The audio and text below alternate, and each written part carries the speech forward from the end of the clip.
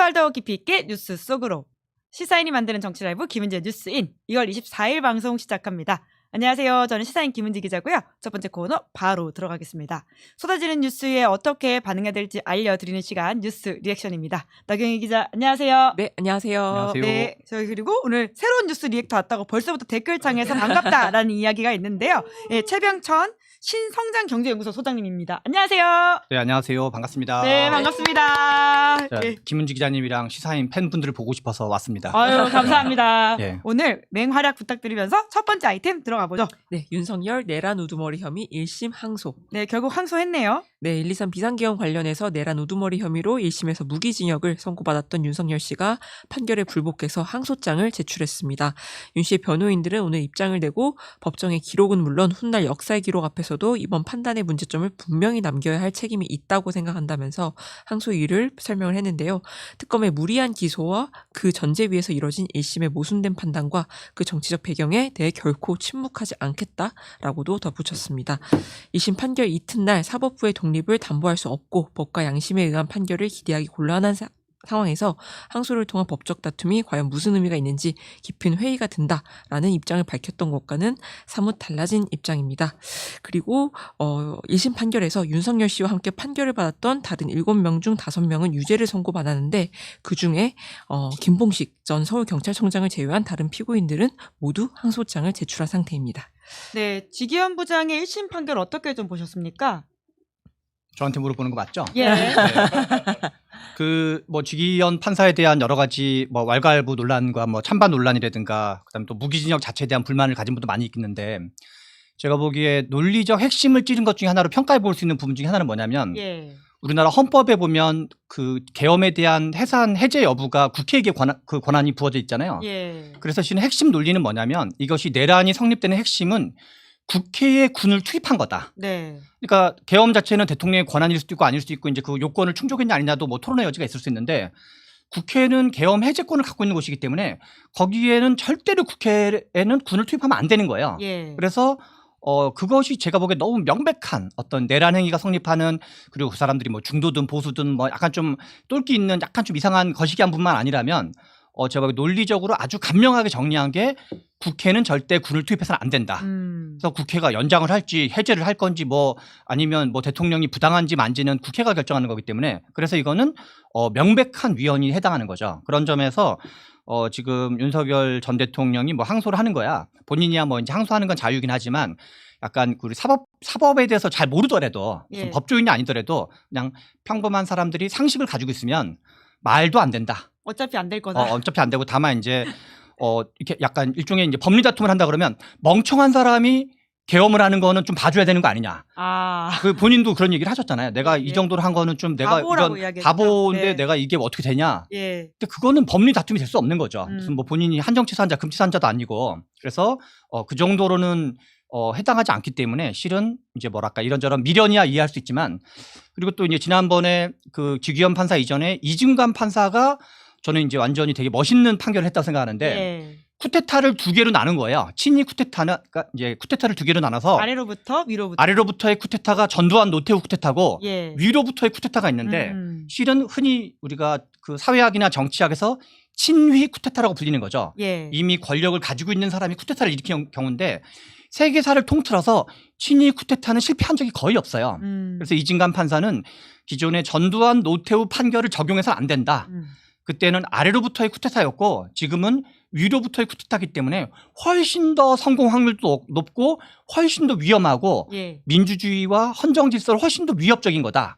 그래서 그때 판결보다 훨씬 더 세게 한덕수 씨에 대해서 이제 판결을 내린 건데 저는 이 심을 이진관 판사가 좀 담당하시면 어떤가. 아. 해가지고 그 법논리를 가지고 이 무기징역은 전두환이 사형이고 노태우가 무기징역이었는데 예. 거기는 둘 다 아래로부터의 쿠데타였고 이 윤석열 씨 같은 경우는 위로부터의 쿠데타이기 때문에 무기징역 판결은 좀 부당하다. 아. 이거는 이제 기존의 법리를 함부로 적용해서는 안 되고 법정 최고형인 제가 보기엔 이진관 판사가 좀 이심을 맞는 방향으로 예. 가야 되지 않을까. 그러면 윤석열 전 대통령 항소를 뭐 취소한다든가 그런 고민을 하게 되지 않을까라는 생각이 좀 듭니다. 네, 어차피 안 될 거야. 그리고 이진건 부장판사의 역할을 더욱더 말씀해 주셨습니다. 다음 아이템 넘어가 보죠. 네, 이재명 대통령 정부에 맞서지 말라. 네, 어떤 내용이죠? 네, 오늘 이재명 대통령이 자신의 X에 다주택 압박 통했다라는 문장으로 시작하는 제목의 기사를 공유하면서 시장에 맞서지 말라는 말도 있지만 정부에 맞서지 말라는 말도 있다라고 적었습니다.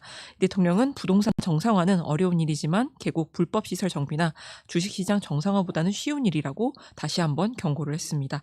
한편 이재명 대통령은 오늘 열린 국무회의에서도 의제를 던졌는데요. 촉법소년 연령을 만 14세에서 만 13세로 한 살 하향한 논의와 관련해서 관련 부처에서 쟁점도 정리해보고 국민 의견도 수렴해보고 그런 다음에 2달 정도 후에 결론을 내리자라고 말을 했습니다. 네, 또 최병천 소장님의 주요 전공 분야가 경제 쪽이지 않습니까? 이재명 대통령이 연일 부동산 관련된 정책을 내고 있는데요. 이건 좀 어떻게 보셨습니까? 이게 양도소득세 중과라는 게 예. 실은 이제 우리가 양도소득세가 가격대에 따라서 3 내지 45%를 내요. 그래서 그러면 우리가 소득세도 좀 한 이제 최고 세율이 지금 45%인가 아마 그런 걸로 제가 알고 있는데 예. 일반 소득세율이. 근데 주택에 대해서 최고 세율이 45%인데 조정 거래 구역 지역에 해당하는 2주택인 경우에는 최고 65%. 네. 그래서 국세 65% 앤드 지방세 6.5%가 붙어요. 서택스라 해서. 그래서 65 더하기 6.5를 하면 71.5%를 세금을 맞게 되고 예. 그런데 이 지난번 10월 15일 이전까지는 소위 말하는 용산 포함한 강남 4구. 예. 이제 요즘 강남 4구라는 표현을 쓰죠. 이제 강남, 서초, 송파, 앤드 용산까지 해서 강남 4구만 조정 대상 지역이어 가지고 2주택 또는 3주택에 그 중과가 그러니까 그 중하게 이제 부과가 되는 사람이 숫자가 되게 적었었어요. 근데 이제 5월 9일부터는 아니 다르다. 그 이제 그 10월 11일 예. 10월 15일 이후 예. 이제 그때 부동산 11호 대책 음. 토지거래 허가 구역을 지정한 이후로는 서울 25개구 전역 그다음에 경기도 이제 소위 반도체 벨트를 포함한 예. 지역이 12개가 다 해당하거든요. 음. 그래서 어지간하게 서울 경기에 있는 2주택자는 이제 대부분 다 해당한다고 볼 수 있다. 그래서 그 사람들이 2주택자인 경우는 최고 세율 71.5%, 그다음에 3주택자는 82.5%. 물론 여기다가 이제 뭐 취득세 같은 것도 이미 냈고 대출 이자도 내고 했으니까 거의 이제 그냥 토해내는 거 가깝다고 봐야 되죠. 오. 근데 그 디데이가 언제였냐? 5월 9일이었어요. 예. 그러면 실은 이제 두 가지가 판단이 필요한데 그러니까 윤석열 대통령이 취임한 이후로 이거를 2022년 이후로는 이걸 계속 연장해 줬거든요. 이걸 이제 유예를 연장해 줬는데 그러면 하나는 71.5%와 82.5%는 너무 과한 거냐 아니냐에 대한 판단이 하나 필요하고 예. 이 판단이 필요하고 5월 9일 이전까지와 이유가 완전히 달라진다고 봐야 돼요. 달라집니까? 그냥 우리 이제 제가 궁금한 건 우리 김은지 기자님은 그 뭐 2주택인지 3주택인지 무주택인지 잘 모르겠지만 71.5%와 82.5%가 이제 좀 적정 세금인지라고 생각하시는지 저는 좀 묻고 싶어요. 전혀 가보지 못한 세상이어서 와닿지가 않네요. 참고로 다 우리나라는 높아 보이는데요. 이 자기 주택을 가지고 있는 사람이 약 50%고 예. 무주택이 한 50%고 예. 자기 주택을 가진 사람을 100으로 놨을 경우 그 중에 100 중에서 75%가 1주택이고 2주택 이상인 사람이 합계 25%예요. 예. 그러니까 실제로는 한 12.5%가 된다는 거죠. 꽤 되네요. 대한민국 네. 전체 인구 중에 12.5%는 이제 2주택 이상을 갖고 있는 사람이에요. 실거주 이상의 집을 가지고 있는. 그렇죠. 그러니까 예. 이제 무주택까지 다 포함했을 때 그걸 다 분모를 했을 경우 그러면 이제 그게 이제 부모님이 돌아가셔서 갑자기 하는 경우도 있고 또 소유는 내가 하지만 부모님 살고 있는 경우도 있고 여러 가지 버전이 있거든요. 그런데 아무튼 그 분들은 이제 71.5%에서 82.5%를 이제 물게 되는 건데 예. 그러면 일반적인 많은 사람들은 이게 좀 너무 과한 거 아닌가라고 생각을 해서 5월 9일 이전에 올해 그러니까 2026년에 팔려고 했던 사람은 지금 다 내놓고 있는 거야. 미리 땡겨서. 예. 왜냐하면 이게 이제 그럼 정책이 작동한다고 봐야 되겠네요. 정책은 원래 작동하는 거죠. 예. 아니, 세금 71.5%랑 82.5%가 작동 안 할 리가 없죠. 네. 세금 그 전까지는 저렇게 말만 하고 결과적으로 안 한다라고 하는 믿음 때문에 버텼던 거잖아요. 그렇죠. 그래서 이 이제 속된 말로 그 당하는 사람 입장에선 야, 나 완전히 진짜 장난 아니겠구나라는 해 때문에 5월 9일 이전에는 쫙 나오는 거고. 예. 그럼 이제 그래서 실은 지금 나오고 있는 거야. 이제 얼마나 나오냐는 이제 또 토론의 여지가 있겠지만 그러면 이제 5월 9일 이후가 실은 문제인 거야. 지금까지는 됐지만 5월 9일 이후까지 5월 9일 이후에는 지금 왜 내놓고 있냐? 왜 예. 내놓고 있냐면 5월 9일 이후에 되면 와 이거 장난이 아니네. 뭔가 이렇게 좀 만만치 않겠네라는 생각을 하기 때문에 지금 미리 내놓는 건데. 네. 그래서 지금 5월 9일 이후에 많은 사람의 전망은 5월 9일 이후에는 매물 잠김 현상이 벌어질 확률이 매우 높다. 아, 그러면 결과적으로는 부작용이 있을 수 있다는 말씀이시네요. 그렇죠. 그래서 이제 많은 부동산 전문가들은 야 5월 9일까지 이렇게 세게 얘기했으면 그러면 이제 또 대통령께서 안 내놓고 계속 보유하면 그러면 보유하는 게 이익이라는 것도 이제 좀 그렇게 안 될 거다라는 얘기는 많은 사람의 전망은 보유세를 이제 또 꽤 많이 올릴 걸 예. 보는데 그렇게 어떨지는 좀 이제 가봐야죠. 아, 그래서 실제로는 현재로는 일단 이제 어떤 말로는 그렇게 했는데 메시지 상으로는 예. 실제로 보유세를 높일지 않을지는 좀 이제 지켜봐야 할 것 같고 5월 9일 이후에는 양소득세에 한해서는 매물 잠김 가능성이 유력해 보인다라고 예. 그럼 보여집니다. 이재명 정부가 부동산 정책에서 성공할 수 있을 거라고 보세요? 지금 대통령은 계속 그런 시그널을 주고 있는 제가 거잖아요. 지금 이제 하고 있는 것 중에 하나가 올해 상반기 저의 가장 중요한 일정 중에 하나 부동산 책을 쓰는 건데 예. 부동산 버전의 좋은 불평등 책 같은 책을 쓰는데 예. 우리나라 부동산 역사 전체를 지금 보고 있거든요. 1960년대부터 지금까지 우리나라 부동산의 가장 큰 특징은 8년 축적됐다가 우리 왜 사이클이 축적 후 있나요? 발산 아, 8년 에너지를 모았다가 예. 4년에 한꺼번에 팡 하고 발산하는 거예요. 약간 왜 경제학에서 V자 곡선이라고 혹시 들어본 적 있어요? 외환위기라든가 뭐 코로나라든가 이런 외부적 쇼크로 오면 경제가 확 죽게 되거든요. 뭐 GDP, 고용, 일자리 이런 게 확 꺼져요. 예. 그러나 다음에 한껏 그게 스프링처럼 음. 펑 하고 다시 올라가요. 그래서 그걸 이제 보통 V자 곡선이라는데 실은 우리나라 부동산은 약간 누워있는 L자 곡선이라 그럴까요? 8년 동안 정체 및 하락했다가 네. 그 밀렸던 거를 4년에 물가 인상분까지 쭉 올라간다. 한꺼번에 쫙 올라가는 거예요. 지금은 어느 시기예요? 그래서 4년의 단면을 끊어서 보면 폭등한 걸로 보이지만 예. 12년치로 보면 다른 거랑 비슷하게 올라갔어요. 정작 그 4년을 겪는 사람들은 힘들긴 하잖아요. 그게 그래서 우리가 노태우 정부, 노무현 예. 정부, 문재인 정부였던 거예요. 아, 그 그럼 4년에 딱 지금은 걸리면. 예. 근데 지금 바로 직전에 최고점이 언제였냐면 2021년 4분기였어요. 예. 이게 러우 전쟁 직전이에요. 러우 전쟁이 2022년 2월 24일이 러우 전쟁이었거든요. 네. 러우 전쟁 이후에 러시아가 에너지 대국, 이제 그 우크라이나가 곡물 대국이었기 때문에 전 세계가 스태그플레이션이 쫙 벌어져서 예. 미국이 기준금리를 0%에서 5.5%까지 올려요. 11번 연속 금리 인상을 해요. 그러니까 당연히 이제 부동산은 확 얼어붙죠. 네.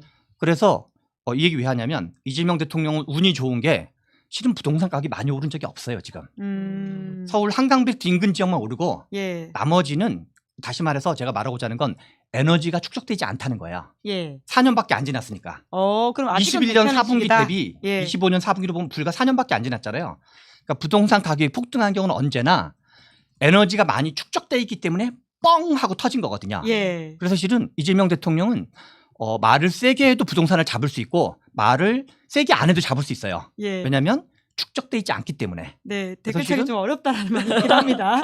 그래서 아무튼 뭐 별일이 없을 거다. 부동산이 어. 폭등할 일은 이제 그래서 다만 이제 지금 굉장히 안심이 되는 말씀이네요. 이러나 저러나 아무튼 부동산 시장에는 세게 하든 뭐 살살하든 큰 뭐 지장은 없고 다만 매물 잠긴 현상이 벌어지긴 할 거다. 5월 9일 이후에 예. 뭔가 있긴 있을 거다. 근데 예. 이제 에너지가 약하기 때문에 상승 에너지도 약할 거다. 이렇게 쉬운 말을 그렇게 길게 어렵게 하는 거예요. 그렇죠. 이제 원래 수학은 이제 이게 과정이 중요해가지고 뭐 1 더하기 1은 왜 2인지에 대해서 예, 이제 예.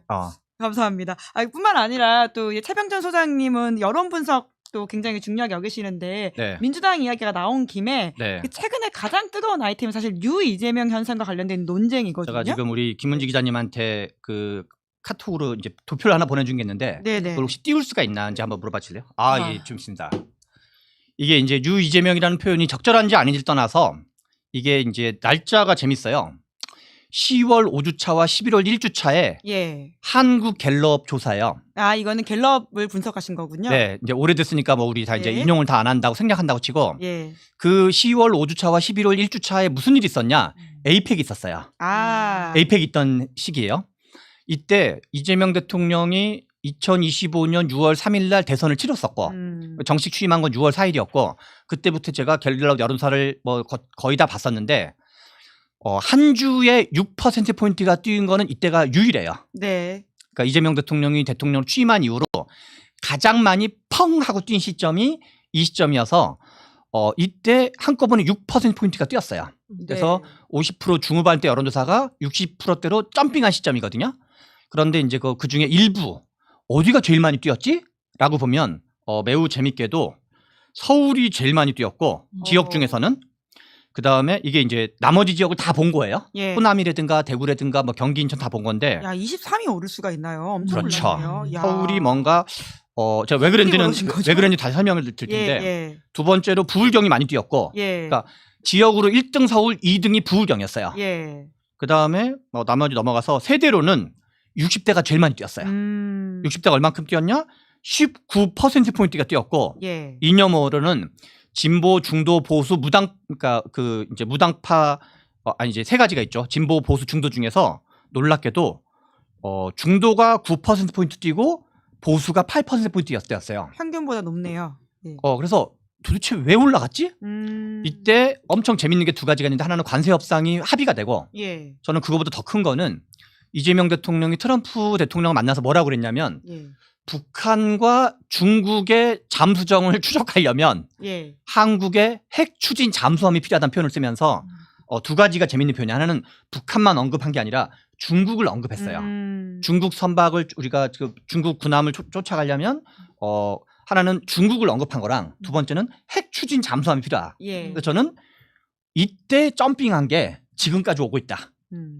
그래서 하나는 우리가 외교적인 것도 있었지만 그래서 일종의 이재명 대통령에 대해서 약간 일부 특히 이제 약간 좀 아까 여기 나온 거 그대로 예. 서울 지역의 60대의 보수인 사람들 이 사람이 실은 스윙보터거든요. 예. 지금 스윙이 2030이 하나의 스윙이고 접경지대에 해당하는 게 지금 60대가 접경지대거든요.